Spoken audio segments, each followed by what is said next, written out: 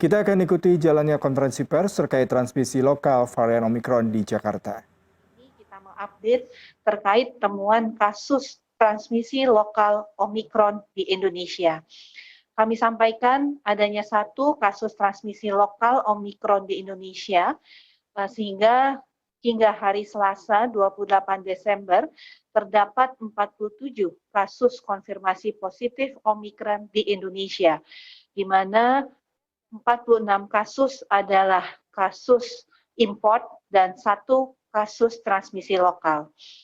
Yang terbaru adalah kasus laki-laki usia 37 tahun yang tidak ada riwayat perjalanan ke luar negeri dalam beberapa bulan terakhir ataupun kontak dengan pelaku perjalanan luar negeri.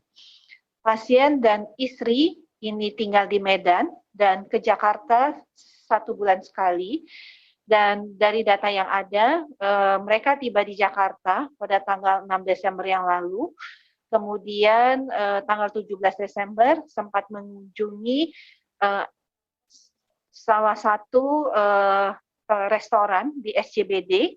Dan pada tanggal 19 Desember melakukan tes antigen yang dinyatakan positif dikarenakan yang bersangkutan berencana untuk kembali ke Medan.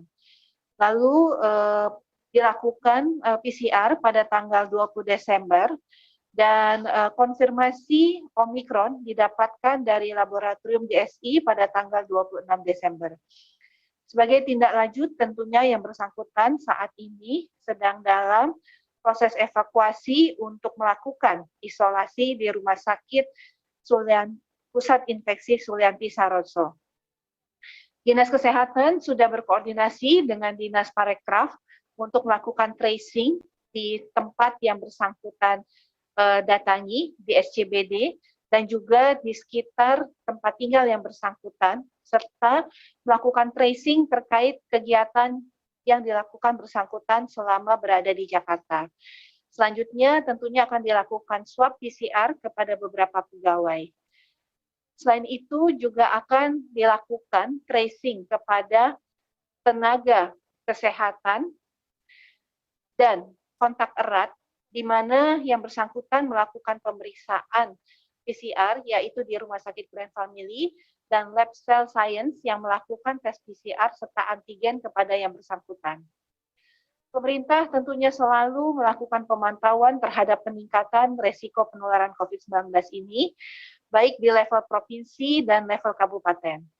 Kami tentunya meminta pemerintah daerah untuk terus bekerja sama dengan semua pihak untuk terus memantau, terutama jika muncul adanya potensi-potensi klaster.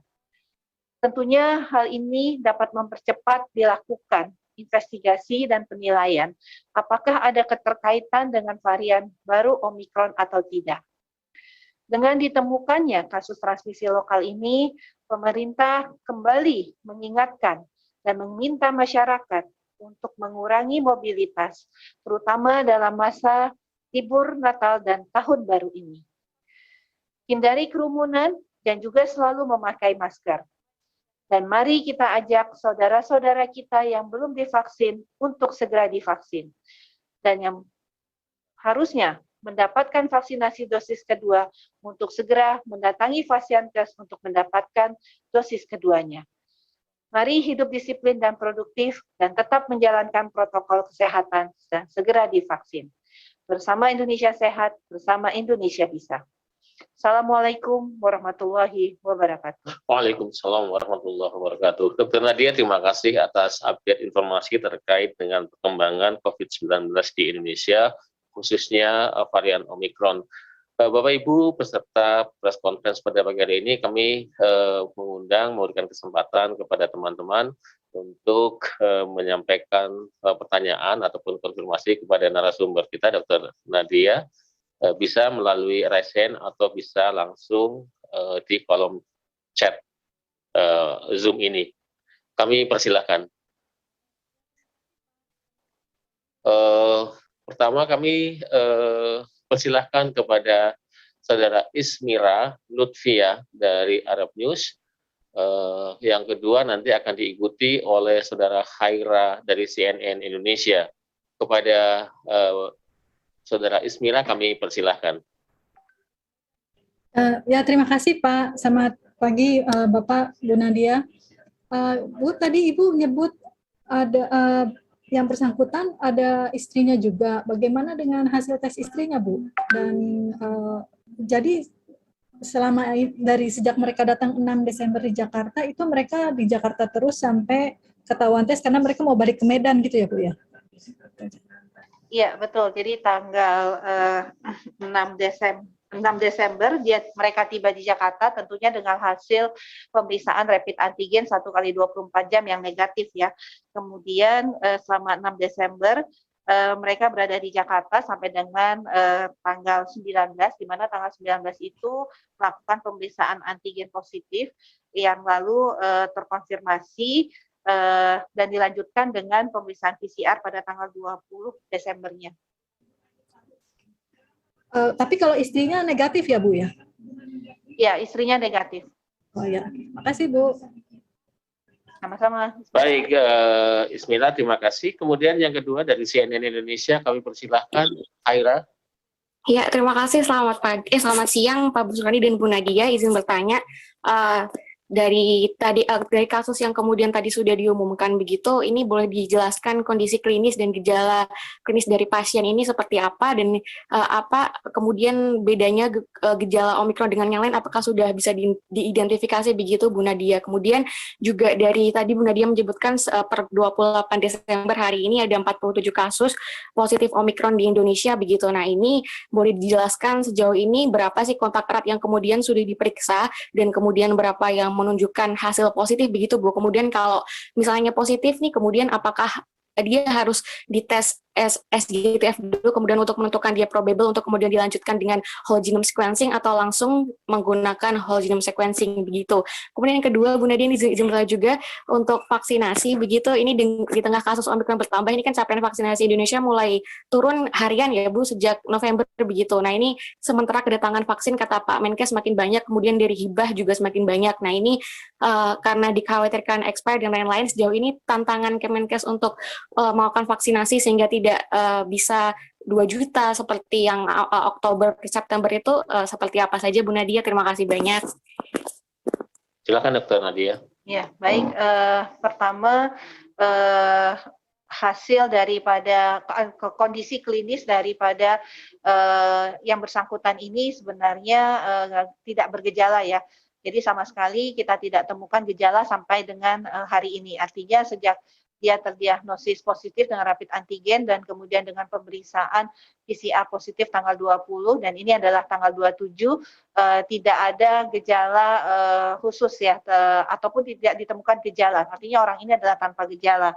Kemudian pemeriksaannya seperti diketahui mereka tidak melalui pemeriksaan SGTF, tapi dari hasil pemeriksaan PCR lalu langsung dilakukan sebentar saya cek dulu ya. Oh ya, ya mohon maaf. Jadi mereka yang bersangkutan dilakukan pemeriksaan SGTF ya, dan kemudian hasilnya positif, maka kemudian dilakukan pemeriksaan lanjutan ke GSI untuk pemeriksaan genome sequencing-nya. Terima kasih Bu Nadia. Masih tentang vaksinasi belum? Iya, ini belum. Tentang vaksinasi jumlah 47 kasus dan pemeriksaannya sudah berapa banyak sih? Iya.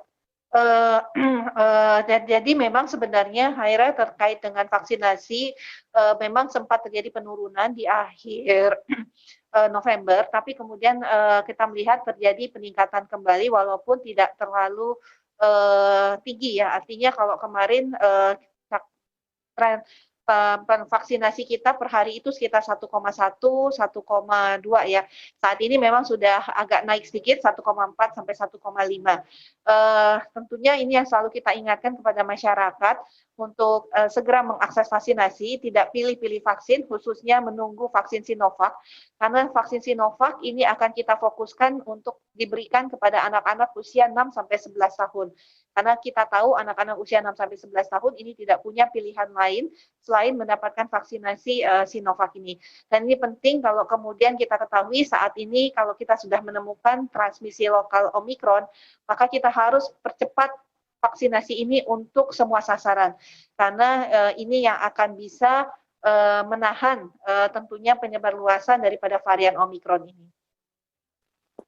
Maaf, Eh, Bu Nadia, yang tadi soal yang kontak erat keseluruhan dari 47 kasus Omikron mungkin belum ini ya Bu? Iya, terima kasih Bu Diperiksa. Nadia.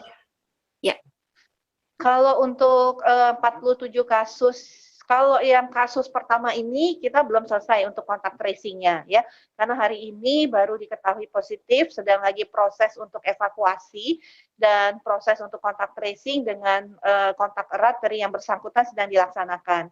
Untuk 46 kasus yang kemarin kita sampaikan, proses kontak tracing-nya ini sudah dilakukan karena terutama mereka ini sebagian besar adalah pelaku perjalanan ya, di mana hanya 2 orang yang merupakan tenaga pekerja di Wisma Atlet dan 1 kasus yang kemudian sudah melakukan isolasi mandiri secara mandiri di rumah, tapi kita sudah melakukan juga pemeriksaan kontak erat dari kasus tersebut.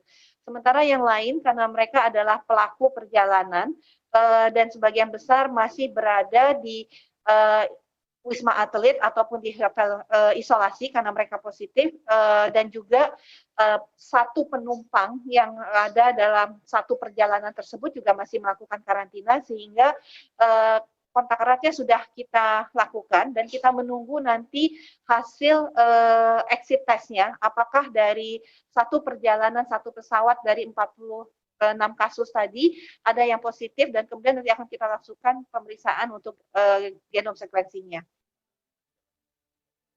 Baik, terima kasih Dr. Nadia. Mbak Haira, itu ya jawabannya sudah cukup. Dan kita lanjut ke pertanyaan dari Detik. Tapi pertanyaan yang kedua dari Detik ini sama dengan tadi jumlah yang di tracing, Bu Nadia. Yang pertama, dari Detik masih gejala kasus Omikron transmisi lokal itu apakah ada dan bagaimana gejalanya? Dok, silahkan. Ya, kalau pada kasus pertama yang kita temukan ini tidak bergejala ya, saya tegaskan sekali lagi tidak bergejala dan kita mengetahuinya pada saat yang bersangkutan akan melakukan perjalanan kembali ke Kota Medan dan dinyatakan positif, lalu pada waktu pemeriksaan PCR kembali dinyatakan positif dan akhirnya secara bersamaan dilakukan SGTF dan hasilnya probable Omicron dan langsung besoknya dilakukan pemeriksaan genome sequencing-nya di lab laboratorium GSI dirujuk dan tanggal 27 kemarin kita ketahui hasilnya sudah keluar ya. Nah, mengenai berapa jumlah orang yang di tracing terkait kasus Omikron lokal ini sedang dalam proses ya, karena mengingat tadi yang bersangkutan ini kan banyak melakukan aktivitas ya, artinya kita harus melihat 14 hari sebelum dia dinyatakan positif, yaitu dinyatakan positif kan sekitar tanggal 19 sampai dengan 20, artinya kita harus melakukan tracing 14 hari ke belakang, siapa saja yang kontak dan salah satunya tadi adalah restoran yang ada di SCBD, kemudian apartemen tempat yang bersangkutan tinggal, dan juga aktivitas-aktivitas lainnya yang harus kita cek kembali dan menjadi tracing-nya. Terima kasih Dr. Nadia. Demikian Mbak Nafila. Kemudian melanjutkan dari Mbak Linda Jawa Pos, dengan adanya transmisi lokal tersebut, apakah seluruhnya akan diperiksa SGTF, Dok? Silakan, Dok. Ya, SGTF ini kan pemeriksaannya juga terbatas ya, Mbak Linda ya. Jadi nanti tentunya ada hal-hal yang terkait dengan kecurigaan, misalnya tadi city value-nya sangat rendah ya, atau kemudian kalau kita melihat city value-nya tinggi tapi gejala klinisnya tidak ada ya. Jadi ini nanti tetap sesuai dengan aturan untuk pemeriksaan genome sequencing.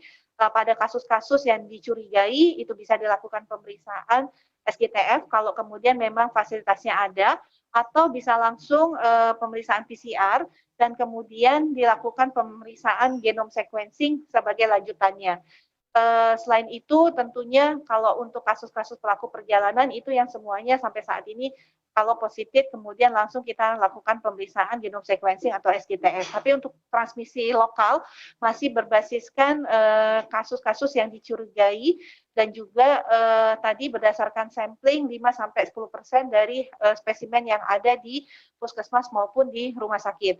Tapi yang paling penting adalah kami ingin kembali mengingatkan bahwa siapapun juga yang kemudian pada saat melakukan pemeriksaan PCR atau rapid antigen, baik itu untuk perjalanan ataupun karena adanya kontak erat ataupun karena adanya keluhan, kalau kemudian positif untuk segera melakukan isolasi secara mandiri atau yang paling penting adalah melaporkan kepada puskesmas terdekat atau bisa melakukan isolasi di rumah sakit.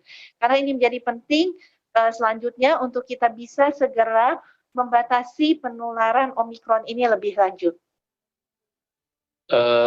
Dokter Nadia masih ada 2 yang raise hand dan ada 1 lagi di kanal chat. Barangkali ini adalah pertanyaan terakhir. Kami berikan kesempatan kepada Stanley Widianto dari Reuters. Kami persilakan Mas Stanley.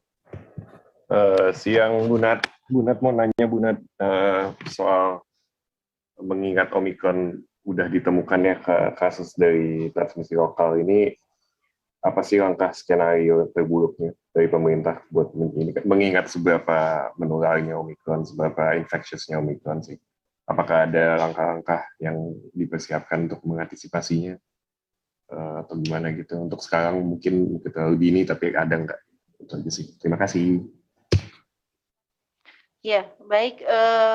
Untuk saat ini tentunya dengan adanya satu transmisi lokal ini, yang pasti adalah kita harus memperkuat pelaku perjalanan lokal ya. Kita tahu mobilitas itu sangat mempengaruhi terjadinya lonjakan atau potensi lonjakan kasus, maka tentunya kita akan memperkuat ya untuk mobilitas atau pergerakan lokal terutama di akhir atau menjelang liburan Natal dan Tahun Baru ini. Yang artinya bahwa kita harus betul-betul memastikan yang melakukan perjalanan dengan moda transportasi apapun itu harus sudah divaksin 2 kali dan memiliki hasil rapid antigen 1x24 jam negatif. Jadi kita akan perkuat di sana. Yang kedua adalah tentunya tadi untuk kasus-kasus yang kita curiga ataupun untuk supaya kita bisa memastikan surveillance berjalan, maka nanti akan diperkuat mekanisme pemeriksaan SGTF-nya, supaya kemudian bisa lebih cepat ya untuk mengetahui apakah sebuah kasus itu probable atau tidak. Dan yang terakhir adalah perkuat surveillance, adalah bagaimana nanti kami akan mendorong semua laboratorium yang kemudian memberikan hasil positif pada kasus yang ditemukan untuk kemudian segera melaporkan dan melingkan yang bersangkutan untuk kemudian dirujuk pada isolasi terpusat. Jadi kita tentunya tadi kita akan membuat mekanisme kalau kemarin yang mungkin tidak bergejala itu kita bisa melakukan isolasi mandiri. Saat ini ke depan kita akan mendorong yang positif, terutama yang Omikronnya positif, itu dilakukan isolasi terpusat. Jadi mekanisme antara laboratorium pada saat mereka menemukan kasus positif, itu segera untuk dilingkan dengan puskesmas tempat, sehingga puskesmas tempat dapat memastikan yang bersangkutan sudah betul-betul melakukan isolasi dan kemudian mengakses apakah yang bersangkutan bisa melakukan isolasi karena fasilitasnya memadai atau memang harus melakukan isolasi di tempat-tempat isolasi terpusat sambil menunggu hasil apakah yang bersangkutan ini juga positif Omikron atau tidak. Terima kasih Dr. Nadia. Demikian Mas Stanley. Kita lanjut ke raise hand yang kedua. Mbak Sisu dari Detikom. Mbak Sisu, kami persilakan. Halo, selamat pagi Pak. Kedengaran nggak suaranya? Dengar, bagus Mbak Sisu, silakan. Oke. Izin tanya Ibu, kalau tidak bergejala, kan disebutkan kalau pasien Omikron ini tidak bergejala ya. Kenapa akhirnya dia dirawat di RSPI Sulianti Saroso dan kenapa bukan di Wisma Atlet Bu? Terus yang kedua, karena kan temuan kasusnya di Jakarta, apakah kedepannya semua kasus positif PCR yang di Jakarta akan dilakukan STGF atau whole genome sequencing Bu? Terima kasih. Baik dokter, silakan. Ya, tentunya mengapa kita melakukan perawatan di Rumah Sakit Sulianti karena ini adalah kasus pertama transmisi lokal. Jadi kita ingin memastikan meminimalisir kemungkinan penularan yang mungkin terjadi ya, karena kita tahu fasilitas untuk rumah sakit itu jauh lebih baik ya daripada untuk isolasi, sambil kita mempelajari pola-pola klinis daripada Omikron yang tertular dengan transmisi lokal ini. Yang kedua adalah ya pada prinsipnya adalah pengendalian infeksi di rumah sakit itu akan lebih baik dan akan lebih ketat pengawasannya. Oleh karena itu kemudian kita membawa yang bersangkutan ini ke Rumah Sakit Sulianti, tidak dilakukan isolasi atau karantina di Wisma Atlet. Demikian ya Mbak Sizu. Terima kasih. Pertanyaannya sudah ya? Iya, sudah. Ini dari yang berikutnya ada di kolom chat, Dr. Nadia, ada Mas Imam Hamdi dari Tempo.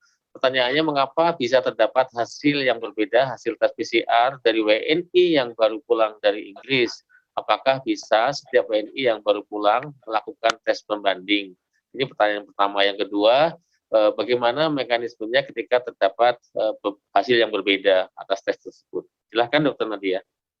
Ya, mungkin sekali lagi menegaskan Pak Busmania bahwa apakah nanti semua sampel positif di Jakarta akan dilakukan SGTF.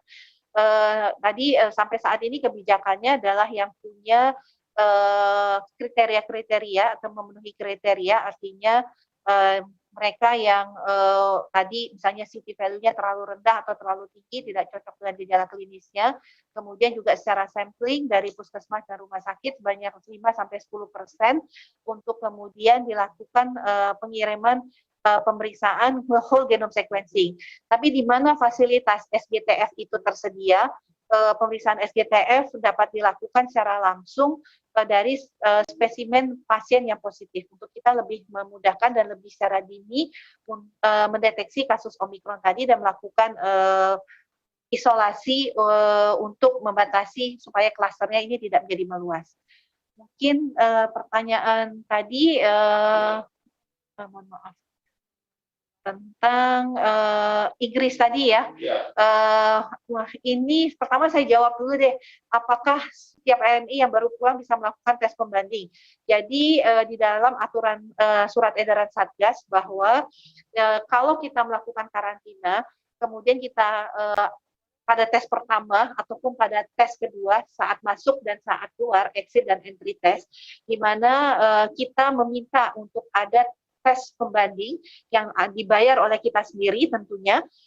Sementara kalau yang tes pertama itu kan memang ditunjuk laboratoriumnya oleh kita dan termasuk memang prosedur ataupun paket yang sudah ada.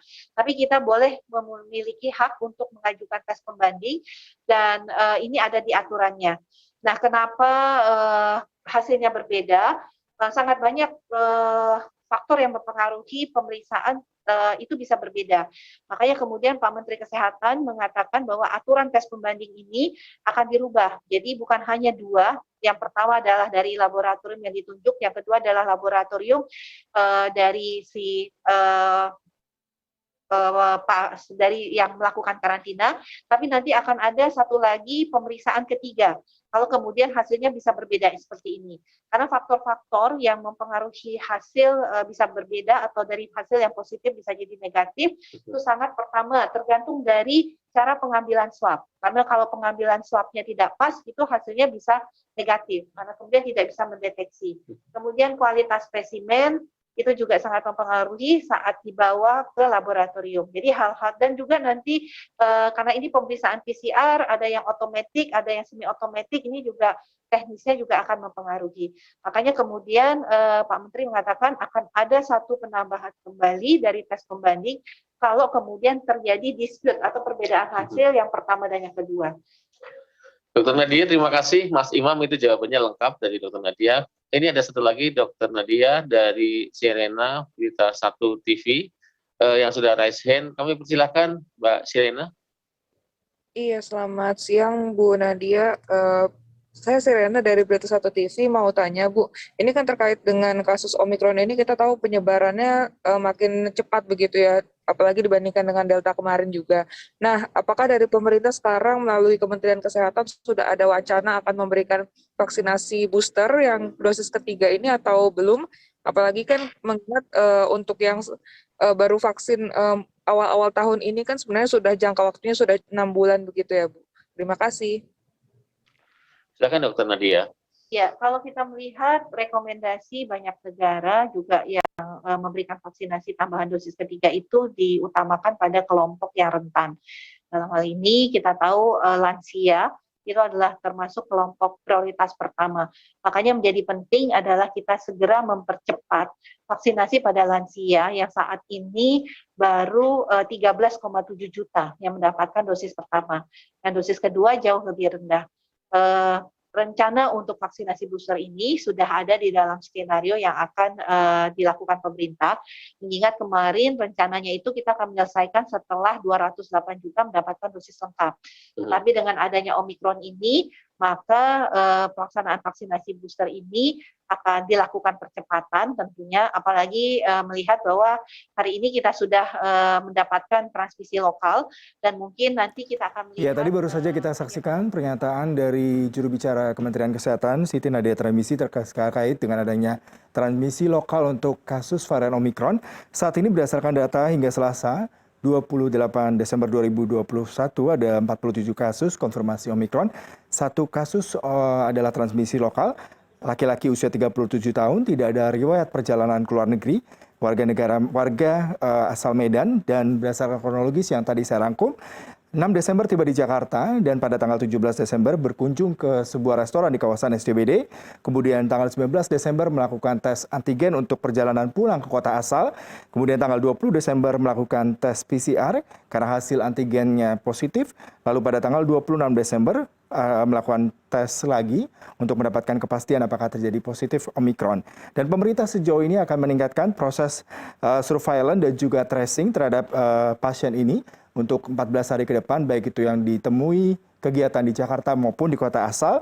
Kemudian juga saat ini pasien sudah dirujuk ke Rumah Sakit Sulianti Saroso untuk mendapatkan perawatan lebih lanjut meskipun dinyatakan oleh Siti Nadia tidak ada gejala klinis terkait dengan pasien transmisi lokal. Demikianlah informasi yang bisa saya dapatkan terkait dengan informasi transmisi lokal untuk pasien dengan kondisi varian Omikron.